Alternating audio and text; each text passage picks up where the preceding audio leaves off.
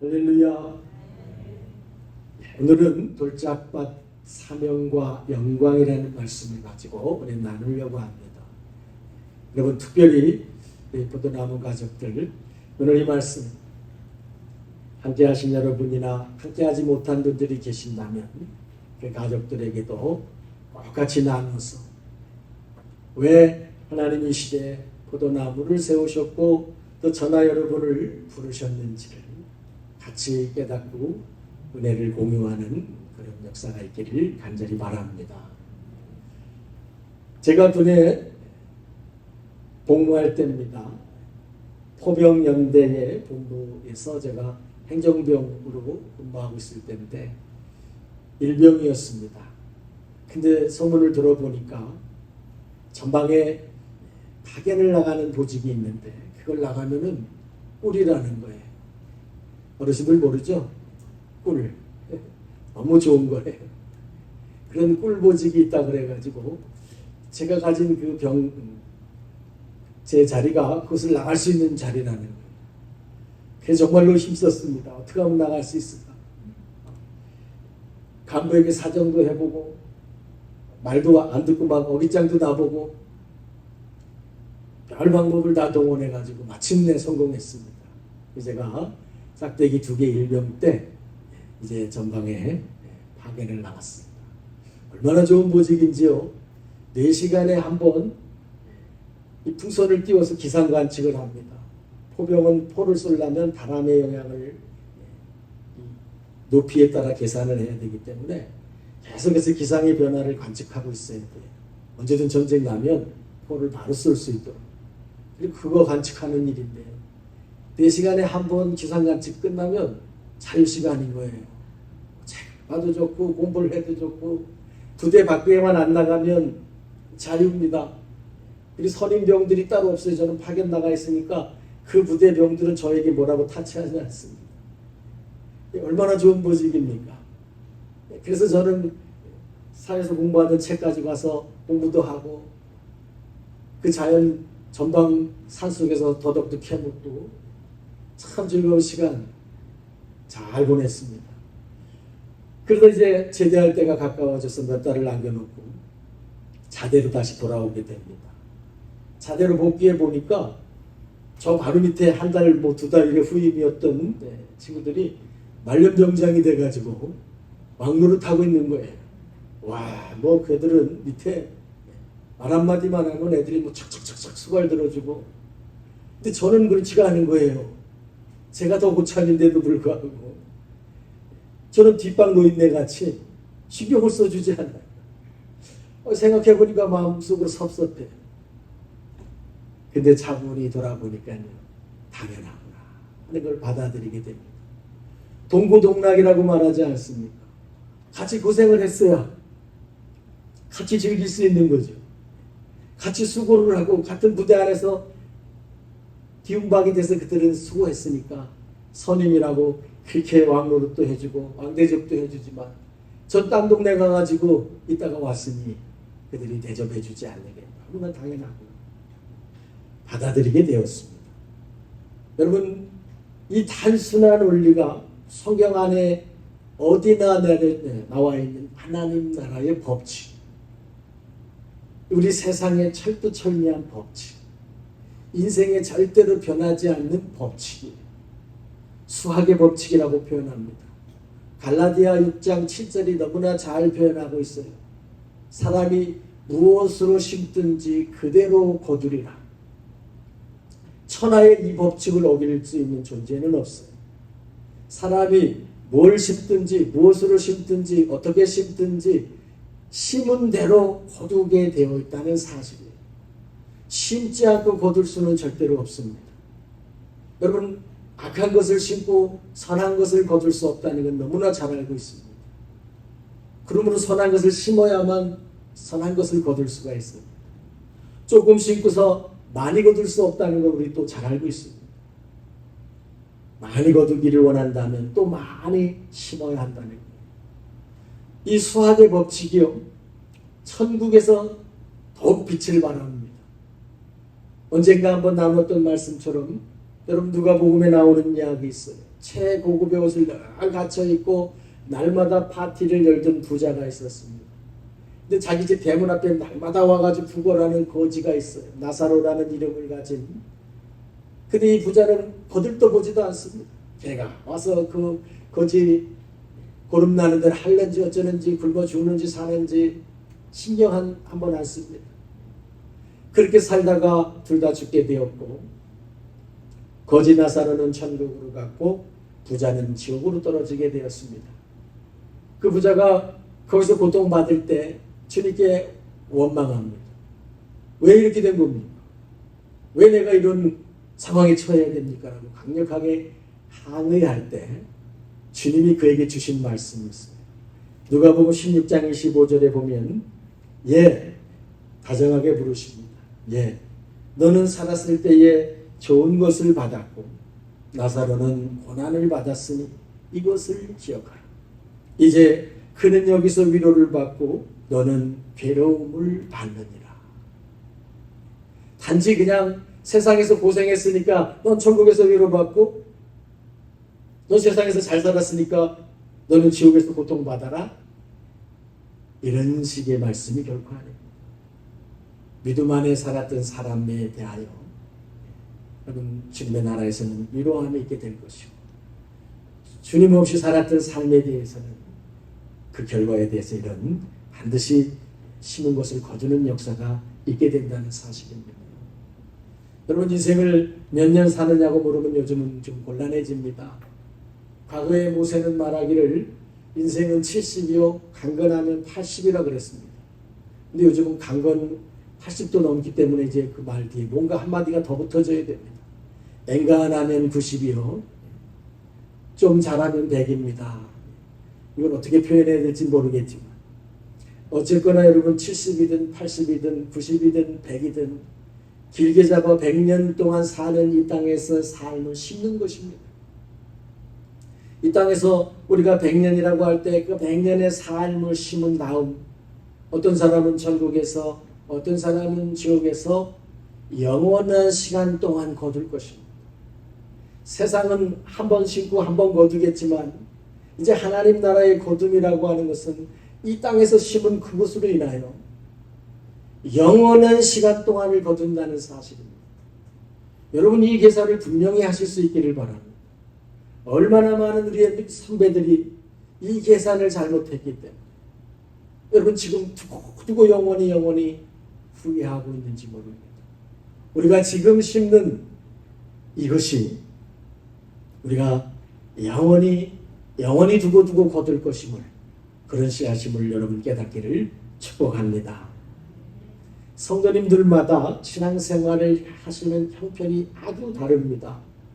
어떤 분들은 대대로 믿는 집안에 태어나서 부모님이나 또는 배우자나 적극적인 도움과 협력을 받으면서 교회 가면 칭찬받고 잘한다고 격려받고 그러면서 평탄하고 즐겁게 신앙생활을 하시는 분이 계시는가 하면, 어떤 성도님들은 정말 가족들과 싸워가면서 교회 나간다고 욕먹어가면서 왜 나가냐고 막 뒤에서 목덜미 잡아가는 그런 속에서 다퉈가면서 정말 힘들게 또 외롭게 신앙생활 하시는 분들도 있습니다.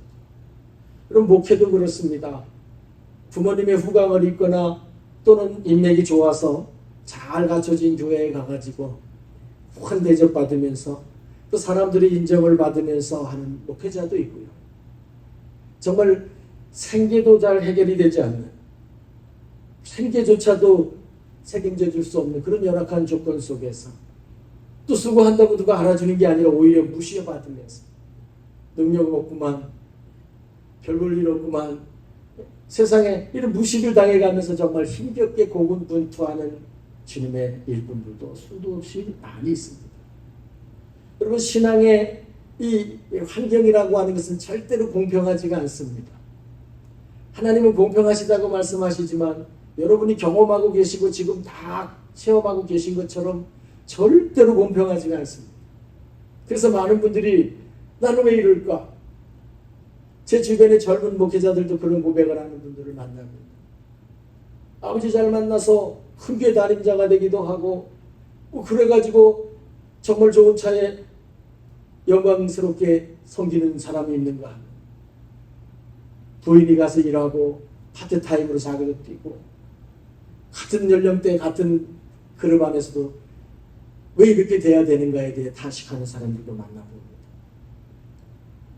그러나 여러분, 그것 때문에 절대로 낙심하지 않으시길 바라요. 이왕이면 나도 믿는 집에서 잘 믿는 남편과 또는 가족들과 거기서 서로 밀어주고 끌어주면서 이렇게 갔으면 얼마나 좋았을까. 물론 그렇습니다. 그러나 그렇지 않을지라도 여러분 절대 낙심하거나 실망하지 마시기를 바랍니다. 신앙의 환경은 분명히 불공평하지만 그것을 판단하시는 주님은 절대로 공평하시기 때문입니다. 저나 여러분이 처해 있는 그런 신앙의 환경은 분명히 불공평합니다. 그리고 어쩔 수도 없고 돌이킬 수도 없고 이미 주어진 경우가 많습니다. 그러나 그것을 나중에 심판하실, 판정하실 분은 절대로 공평하신 분이기 때문에 여러분이 그것을 믿으실 수 있기를 주의 이름으로 축원합니다. 여러분, 달란트 비유를 기억하실 것입니다. 예수님의 달란트 비유 간단합니다. 5달란트 받은 자도 있고 2달란트 받은 자도 있고 1달란트 받은 자가 있다는 거예요. 똑같이 주지 않았다는 거예요. 환경은 다 다르다는 거예요. 5달란트 가지고 5달란트 더 만들어서 10달란트를 만든 사람, 또 2달란트 가지고 2달란트를 더 만들어서 4달란트를 만든 사람 둘 다 똑같이 칭찬하십니다. 착하고 충성된 조가 잘하였도다. 그러므로 이제 주님의 나라에 네가 참여하리라. 절대로 그들에게 우열이 없습니다. 그런데 여러분 어떻습니까? 세상은 그렇지 않습니다. 사람들의 셈법은 그렇지가 않습니다. 만약에 5달란트를 받은 사람을 보면 우리 누구나 부럽습니다. 나는 2달란트밖에 못 받았는데 이 5달란트 받은 사람이 9달란트를 만들어냈다. 4달란트를 더 만들어서 9달란트가 되면 2달란트 가지고 4달란트 만든 사람보다도 더 크게 보입니다. 그래서 세상은 야, 저 사람이 더 많이 했네, 더 수고했네, 더 잘했네 라고 판단하겠지만 예수님은 절대로 그렇게 판단하지 않으신다는 겁니다. 내가 처한 환경은 1달란트밖에 안 되는 상황일지라도 그 속에서 정말 애쓰고 애써서 1달란트 더 만들어서 2달란트를 만든 자가 5달란트 가지고 9달란트로 만들어낸 사람보다 주님은 훨씬 수고했다고 잘했다고 칭찬하시고 인정하신다는 사실입니다. 여러분, 그것을 분명히 믿으시기를 주의 이름으로 축원합니다. 세상은 결과만 가지고 판단합니다. 우리 사람들의 보편적인 기준이 그렇습니다. 결과의 크기 5개가 됐든 2개가 됐든 어쨌든 이 사람은 9개를 만들었어. 너는 4개밖에 못 만들었어. 너는 2개밖에 못 만들었어. 우리는 이 결과의 크기에만 마음을 두지만 주님은 결코 그렇지 않으시다는 거예요. 내가 너에게 준 거, 네가 처했던 환경이 어떠했는지, 이 조건이 어떠했는지, 그 속에서 네가 얼마나 수고하고 애써서 어떤 결과를 만들어냈는지 이것을 공평하게 판단하신다는 사실입니다. 여러분, 이걸 믿으시기를 축원합니다. 주님이 이런 정도를 계산해 주지 않으신다면 여러분, 어떻게 주님이 공평하신 주님이 되겠습니까? 오늘 말씀 제목에서 보시는 것처럼 오늘 우리는 돌짝밭 사명과 돌짝밭 영광에 대해서 말씀을 나눕니다. 돌짝밭, 요즘 성경에는 그렇게 나오지 않습니다. 이전에는 돌짝밭이라는 말이 나왔었어요. 사투리입니다. 자갈밭을 이루는 함경도 사투리래요. 자갈밭.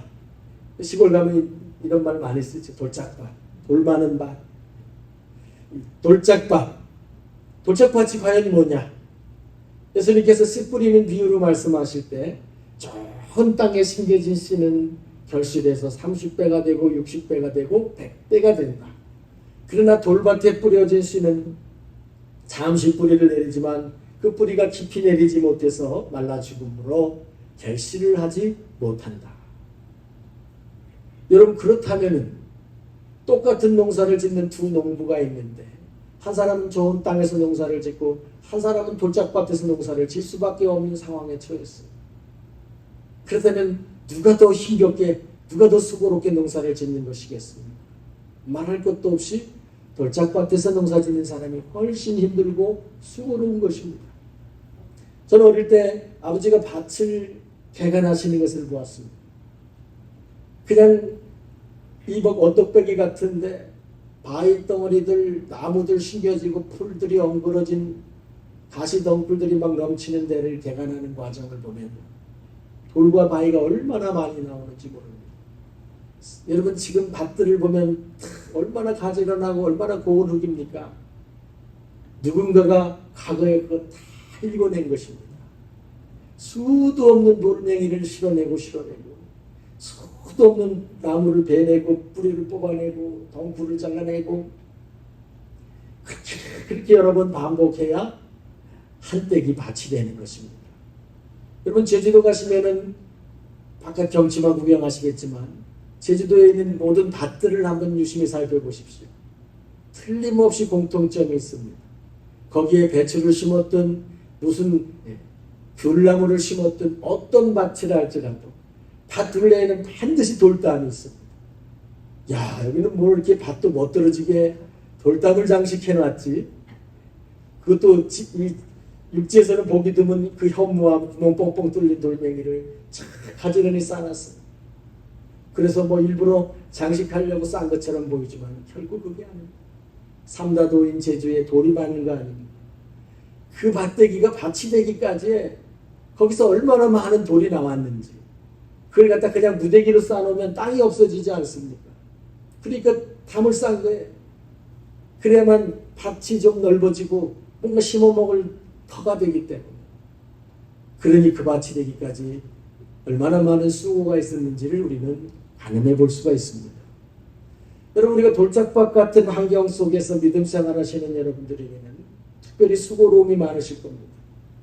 같이 애를 쓰고도 인정받지 못할 때가 있고 남들보다 더 많이 힘을 기울이고 고생을 해야만 믿음을 지켜갈 수 있기 때문입니다.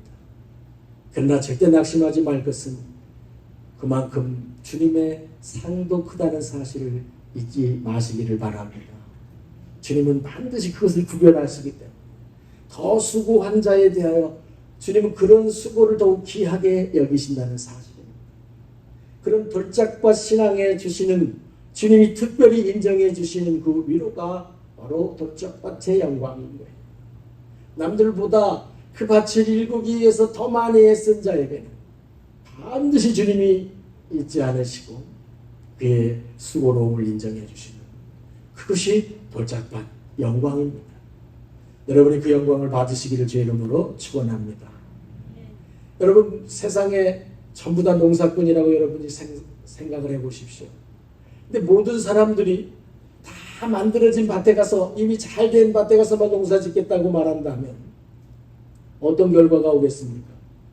더 이상 농토는 늘어나지 않을 것이고 내가 저 땅에 갔냐 네가 이 땅에 왔느냐의 차이만 있을 뿐이지 결국 전체적인 수확량은 절대로 늘어나지 않습니다.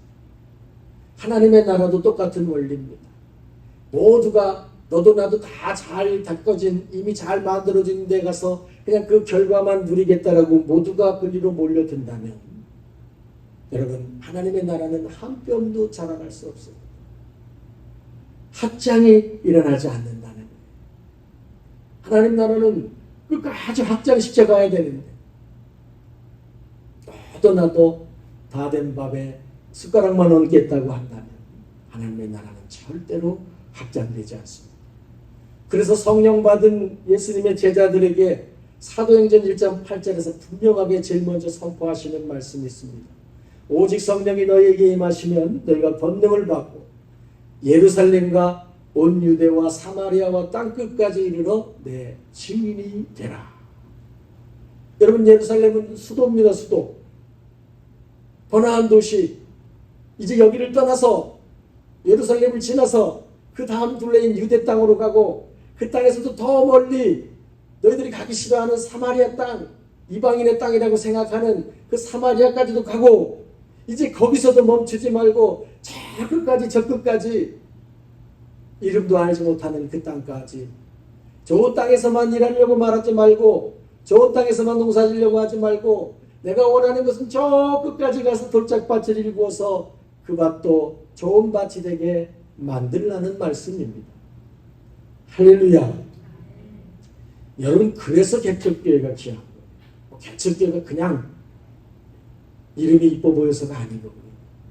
작은 교회, 그러나 순수한 복음을 위해서 수고하고 애쓰고 헌신하는 그런 교회들이 그래서 귀한 거예요.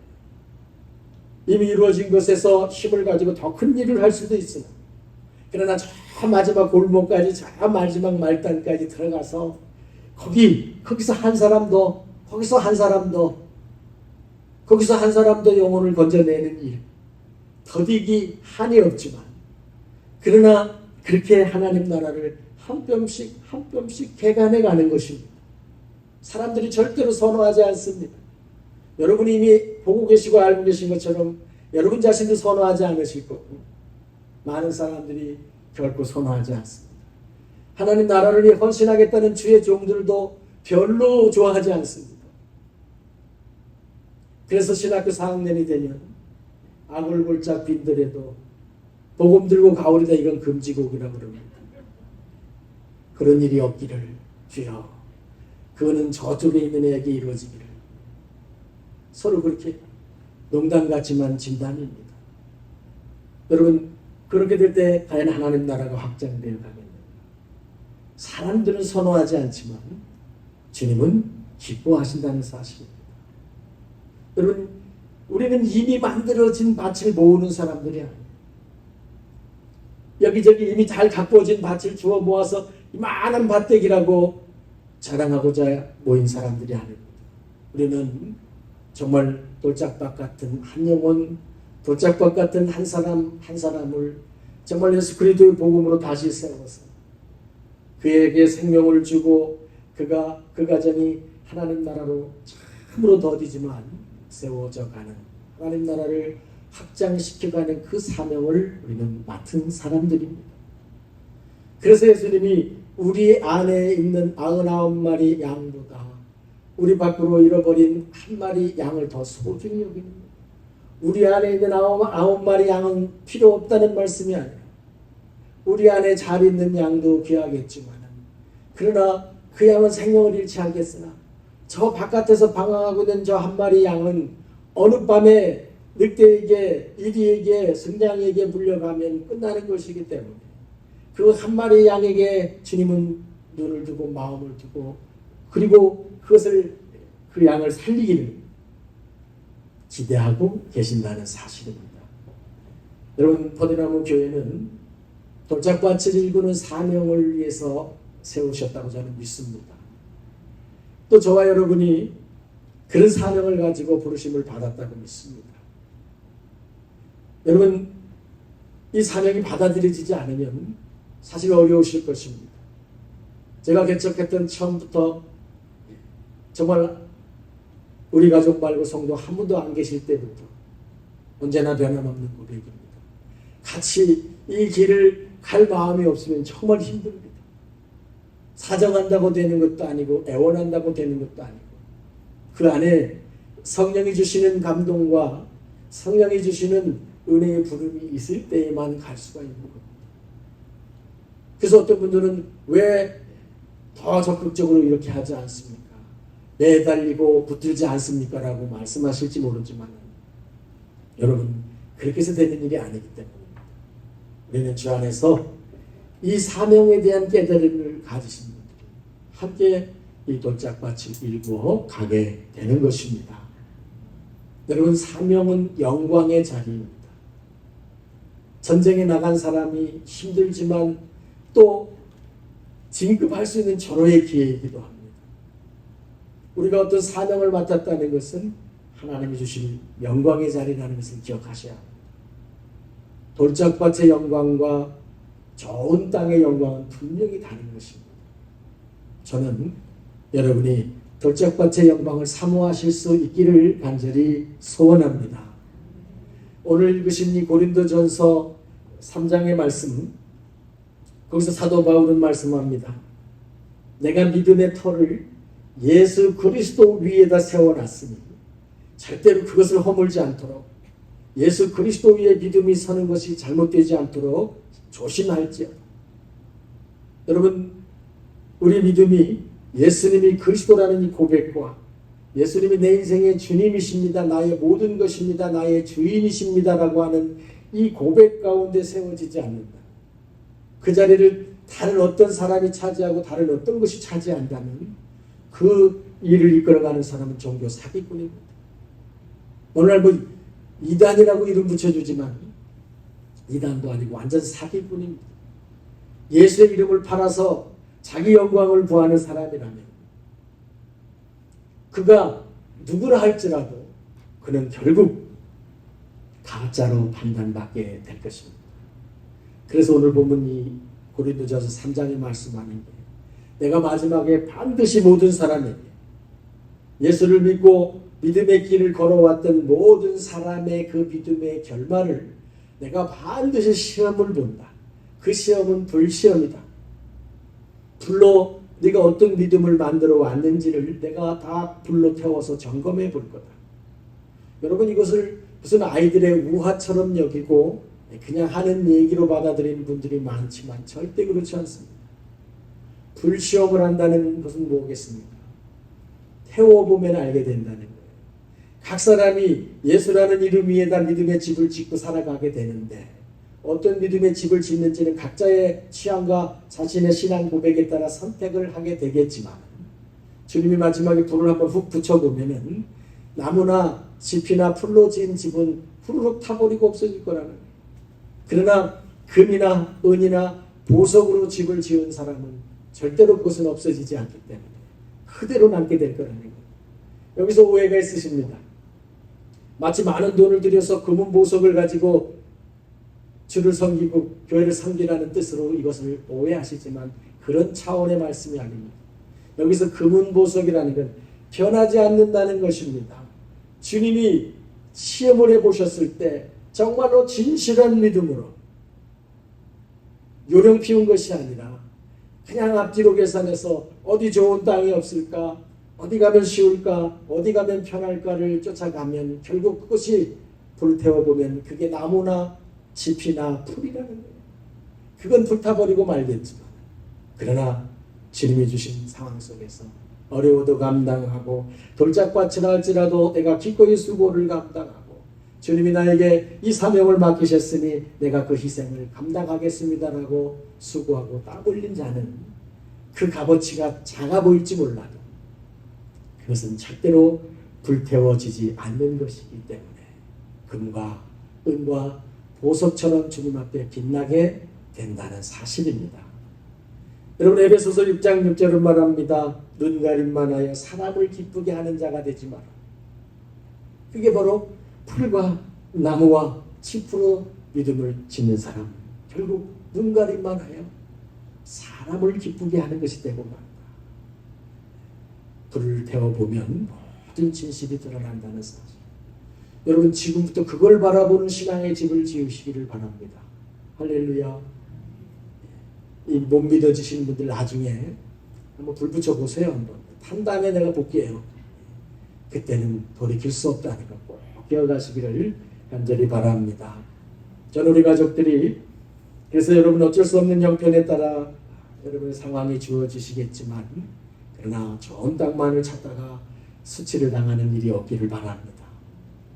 여러분의 주어진 가정의 신앙 형편이 어떻든 또 우리가 섬기는 교회의 형편이 어떻든 돌짝밭 상황을 위해서 같이 수고하고 헌신한 그 땀의 결실을 주님이 절대로 잊지 않으시고 높이신다는 사실을 믿으시기를 바랍니다. 여러분, 가나안 정복 때를 기억해 보신다면 가나안 땅에 들어간 두 사람 12명의 정탐꾼 가운데 여호수아와 갈렙만이 가나안 땅에 들어가게 됩니다. 왜냐하면 하나님이 분명히 그 땅을 주시겠다고 했는데 그걸 믿지 못했던 그리고 끝까지 순종하지 않았던 사람들은 다 탈락해버렸어요. 그러나 딸랑 이 두 사람만이 합격을 해서 그래서 여호수아와 갈렙이 가나안 땅에 들어갔습니다. 그 다음을 생각해 보십시오. 여호수아는 모세라고 하는 이스라엘의 위대한 지도자의 뒤를 이어서 그 자리를 승계하는 대장이 됩니다. 두 사람 가운데 한 사람은 민족의 지도자가 돼서 성경책에 여호수아라는 이름을 남깁니다. 그런데 같이 합격했던 갈렙은 이름도 없이 사라집니다. 그는 지도자는 고사하고 어디서도 다른 데서도 쓰임받는 이름으로 나오지 않습니다. 그러다가 여호수아 14장 12절에 한번 등장합니다. 그것을 보면 그는 여호수아처럼 그렇게 이름 있는 자리, 영광 받는 자리에 세워짐을 받지는 못했습니다. 잊혀진 자가 되었습니다. 그러나 그가 보냄받은 그냥 그 자리, 하나님께서 그냥 너 있어라 한 그 자리에서 그는 이름 없이 자기 사명을 참으로 충성되게 감당한 사람이었다는 사실을 바로 여호수아 14장 12절이 분명하게 말해줍니다. 이 여호수아 14장 12절 말씀은 이 갈렙이라는 사람이 85세의 할아버지가 됐을 때에 지도자인 여호수아를 찾아와서 헤브론 산지라고 하는 이스라엘 백성들이 정복을 해나가 못한 땅이 있습니다. 그 땅에는 거인들이 살고 있고 그리고 얼마나 군인들이 완강하게 저항을 하는지 정복이 안 되는 겁니다. 그런데 85세 된 갈렙 할아버지가 그 땅을 내게 주시오. 내가 그 땅을 정복하겠어. 라고 요구하고 있는 거예요. 여호수아 14장 12절 말씀입니다. 그날에 여호와께서 말씀하신 이 산지를 지금 내게 주소서. 당신도 그날에 들으셨거니와 그곳에는 아낙 사람이 있고 그 성읍들은 크고 견고할지라도 여호와께서 나와 함께 하시면 내가 여호와께서 말씀하신 대로 그들을 쫓아내리이다. 남들이 도저히 싫다는 거기 너무 힘들어. 거긴 위험해. 거긴 하기 싫어. 그런 산지. 85세 된 할아버지. 그렇다면 그 산지를 내게 해주시오. 내가 정복하겠어. 여러분, 이 장면에서 하나님은 갈렙이 어떤 사람인지를 드러내 주시는 것입니다. 하나님께서는 좋은 땅에서 수고한 여호수아만 영광되게 하신 분이 아니십니다. 갈렙, 그야말로 이름 없이 빛 없이 그저 돌짝밭을 일구는 헌신을 했던 이 갈렙도 하나님이 기억하셔서 그를 영화롭게 하셨다는 사실을 증명해 주고 있습니다.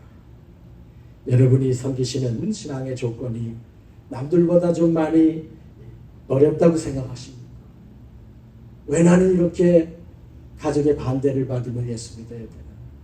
나는 왜 이렇게 힘든 신앙생활을 해야 되나? 나는 왜 이런 교회를 섬겨야 되나? 나는 왜 남들보다 더 어려운 조건에서 교회를 다녀야 되나? 여러분 그런 생각이 드신다면 지금 저나 여러분에게는 돌짝밭 사명이 주어진 것입니다. 우리가 있는 그곳이 돌짝밭임을 기억하면서 여러분 그 사명을 자랑스럽게 여기시길 바랍니다.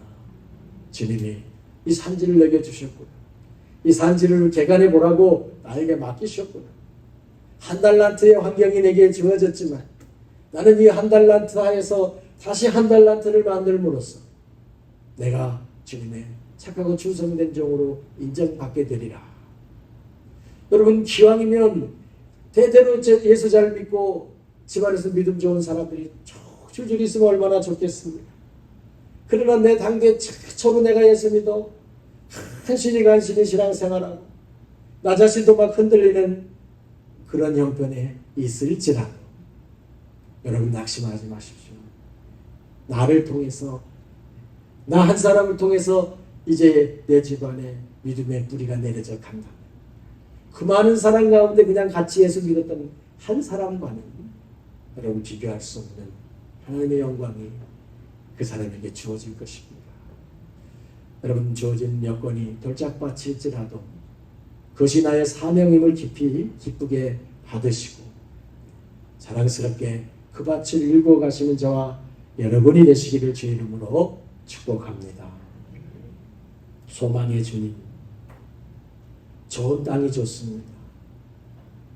거기 농사짓기 쉽고 거기 수확도 많이 나고 거기 남보기도 좋고 그런데 주님 모든 땅이 좋은 땅은 아니고 돌짝밭도 있으니 생각해보면 억울할 때가 있습니다. 왜 내게? 왜 나는? 주님, 그러나 우리가 천국의 소망 가운데 영원한 상급과 또 영원한 주님의 약속을 우리가 계산해 본다면 이것이 참으로 영광스러운 사명이라는 것을 깨닫게 됩니다. 주님, 나보다 어렵고 힘든 상황 속에서 예수 믿는 주의 성도님들을 기억해 주시옵소서. 남들보다 더 열악한 조건에서 교회를 섬기는 주님의 일꾼들을 기억해 주시옵소서. 주님은 여호수아만을 바라보신 분이 아니고 갈렙의 그 이름 없는 헌신을 기억하셨던 것처럼 또 그런 수고를 기억하시고 반드시 영화롭게 하실 줄을 믿습니다. 소망 가운데 사명을 기쁘게 감당하는 우리들 되게 하옵소서. 예수님의 이름으로 간절히 기도드리옵나이다.